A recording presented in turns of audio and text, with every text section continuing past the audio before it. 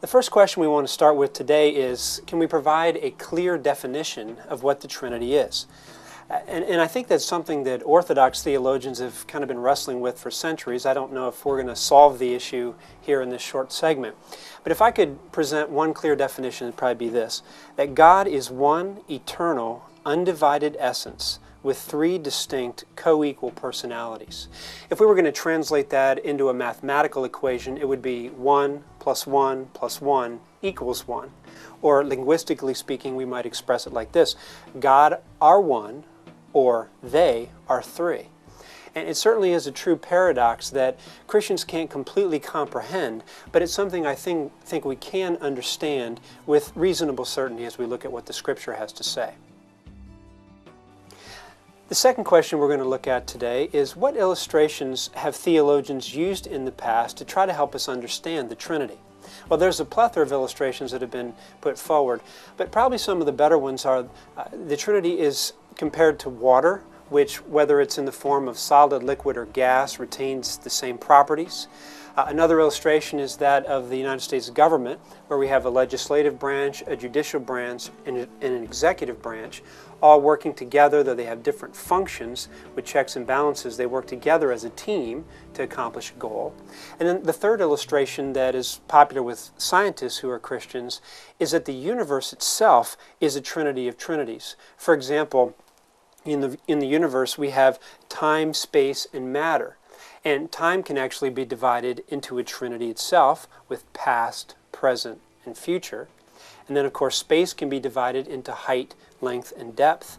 And then matter can be divided into energy, motion, and phenomena. And unfortunately, none of these illustrations can adequately deal with the doctrine of the Trinity, because as the 20th century evangelical author A.W. Tozer once said, only to an equal could God communicate the mystery of His Trinity and Godhead. Biblical scholars conclude that at a certain point, we have to accept the doctrine by faith.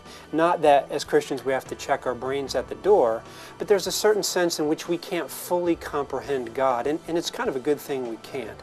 Similar to a child accepting something that a parent says that he or she can't understand, or someone accepting a doctor's diagnosis when they haven't studied medicine, or even a mechanic's diagnosis of the problems in one's car. So we have to accept by faith, to a certain extent, what God tells us about Himself, because there's nothing in our lives that is completely comparable to the Trinity. The third question we'll deal with now is, why is it important for Christians to try to understand the Trinity as much as is humanly possible? Well, the biggest reason it's important to understand the Trinity is because Christianity is a relationship, and studying the Bible is not about getting knowledge as much as it is developing intimacy with God. And just as in the relationship with a spouse or with a child or with a coworker, the more we understand about those people, the closer we can be to them. So it is in Scripture, the more we understand about God and His nature and how the three persons of the Trinity work together, the greater intimacy we can develop in our love relationship with Him.